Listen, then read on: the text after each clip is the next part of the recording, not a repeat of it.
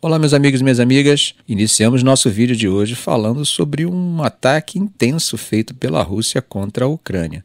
Segundo as autoridades ucranianas, essa foi uma das maiores ações com drones nos últimos meses, que atingiu Kiev e outras regiões do país. Um incêndio aconteceu na região ocidental de Ternopil. 68 dos 136 drones utilizados foram derrubados pelas defesas aéreas. 2 drones retornaram para a Rússia e outros 64 não foram contabilizados, possivelmente interceptados por sistemas de guerra eletrônica. Segundo eles, 2 drones atingiram alvos não identificados horas antes de Zelensky apresentar seu plano para acabar com a guerra. A administração militar de Ternopil informou que quase 50 bombeiros trabalharam para conter um incêndio de grande escala. Felizmente não houve feridos, mas o nome da instalação afetada não foi divulgado. Isso faz parte de um movimento estratégico para não revelar pontos vulneráveis. Enquanto isso, 2 mísseis foram disparados pela Rússia nas regiões de Chernihiv, no norte, e Donetsk, no leste, mas ainda não se sabe o que ocorreu com eles. Na Moldávia, as autoridades encontraram destroços do que parecia ser um míssil, perto da fronteira com a região central de Vinícius, que fica na Ucrânia. Ainda não sabemos se esses destroços estão relacionados a esse ataque recente ou a outro anterior. Bom, gente, voltando ao ataque de drones, ele causou um incêndio em uma residência nos arredores de Kiev e danificou outros prédios. Ruslan Krashenko, governador da região, afirmou que felizmente não houve vítimas, mas que a região ficou sob alerta aéreo por mais de 12 horas. Serhiy Popko, chefe da administração militar de Kiev, informou que todos os drones que visavam a capital durante a noite foram destruídos e não houve danos ou ferimentos relatados.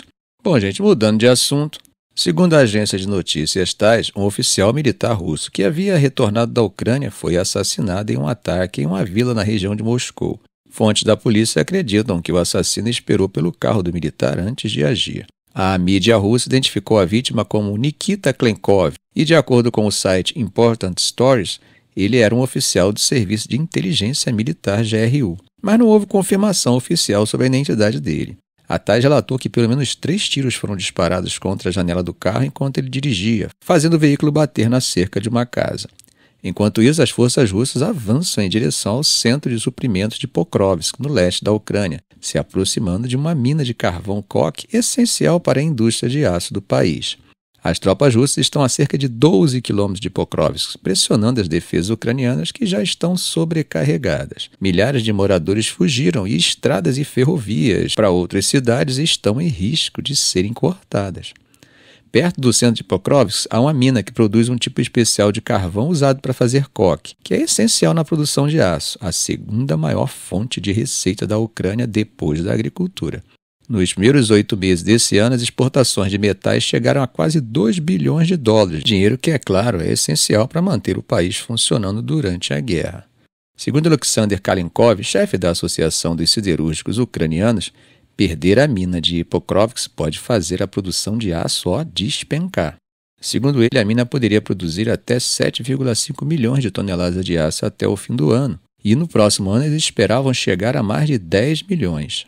Mas se eles perderem Pokrovsk, isso vai cair para algo em torno de 2 a 3 milhões de toneladas.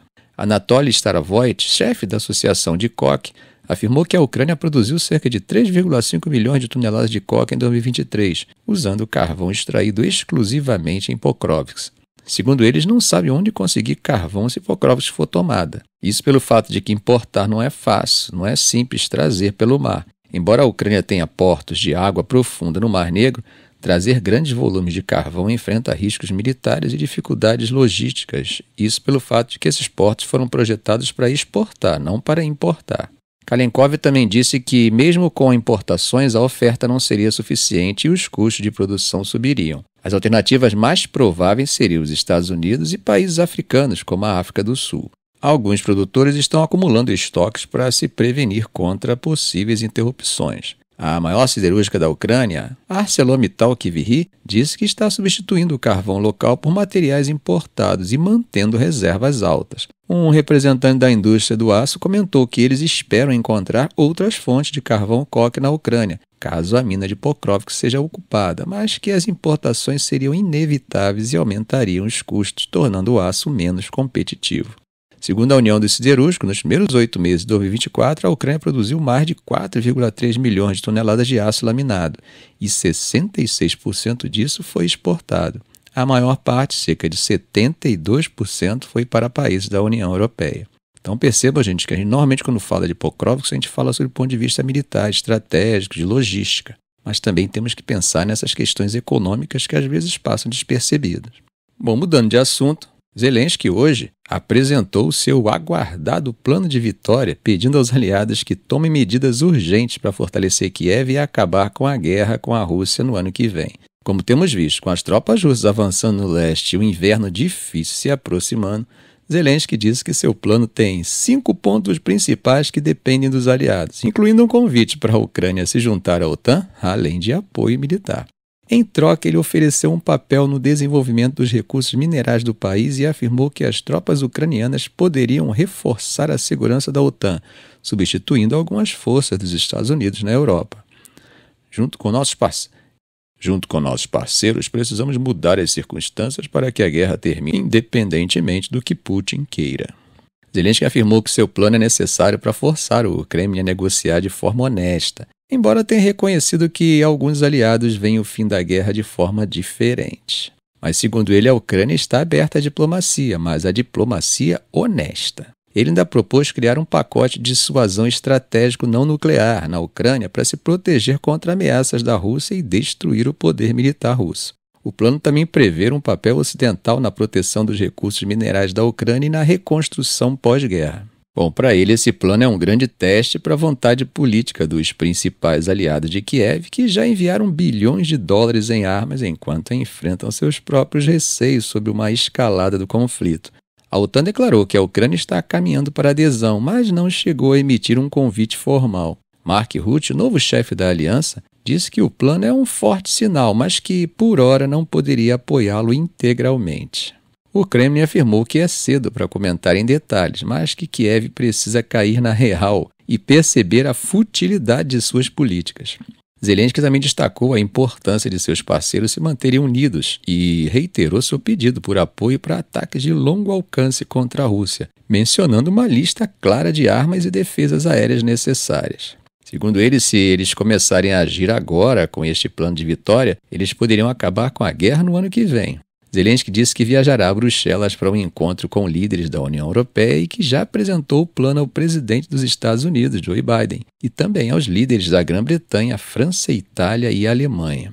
Bom, a fala dele foi acompanhada por militares e políticos, além de parlamentares que aplaudiram em alguns momentos, embora houvesse críticas. Oleksiy Rocharenko disse que o plano parecia muito irrealista. Segundo eles, foi colocado tudo nas mãos dos parceiros. E quais seriam as exigências que os ucranianos fariam a eles mesmos?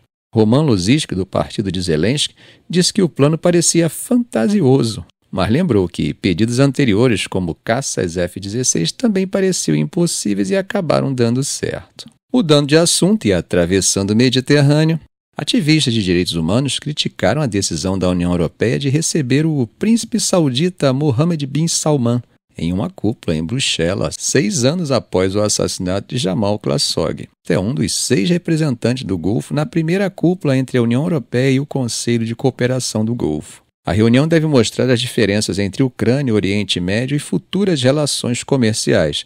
Segundo um funcionário da União Europeia, negociar com os países do Golfo é sempre complicado, mas a questão sobre reservas ao convite ao príncipe Mohammed não foi discutida entre os Estados-membros. Em 2021, agências dos Estados Unidos concluíram que o príncipe saudita aprovou o assassinato de Khashoggi. Riad culpou agentes desonestos e rejeitou os relatórios dos Estados Unidos. A reabilitação do príncipe Mohammed começou em 2022, quando Biden foi à Arábia Saudita e cumprimentou o príncipe. Bom, gente, também não podemos esquecer o papel que o futebol tem desempenhado nessa limpeza, nessa remodelagem da imagem do príncipe. Boris, que na época era primeiro-ministro britânico, e os líderes da França e da Alemanha também se encontraram com Mohammed. Alguns líderes não vão participar da cúpula do Golfo, mas Emmanuel Macron falará por Olaf Scholz. Cláudio Francavilla, do Human Rights Watch, disse que o príncipe tenta se mostrar como progressista, mas a repressão nunca foi tão forte. Ele ainda alertou que a cúpula da União Europeia pode ajudar a limpar a imagem do príncipe. Um alto funcionário da União Europeia explicou que um dos objetivos da cúpula era tornar o relacionamento com os países do Golfo mais estratégico, mas direitos humanos não estavam claros na pauta. A União Europeia também quer que os países do Golfo assinem uma declaração sobre a Ucrânia, mas eles resistem a mencionar a Rússia, o que a União Europeia não aceita. Francavilla disse que o bloco europeu poderia se engajar com a Arábia Saudita em outros fóruns, sem precisar de uma cúpula. Ficamos por aqui. Se esse vídeo foi útil para você, faça um comentário, compartilhe em suas redes sociais, dê um like. E é claro, se ainda não for inscrito, inscreva-se no canal e ative o sininho para não perder os próximos vídeos. Ok, gente? Um grande abraço do professor Arão Alves.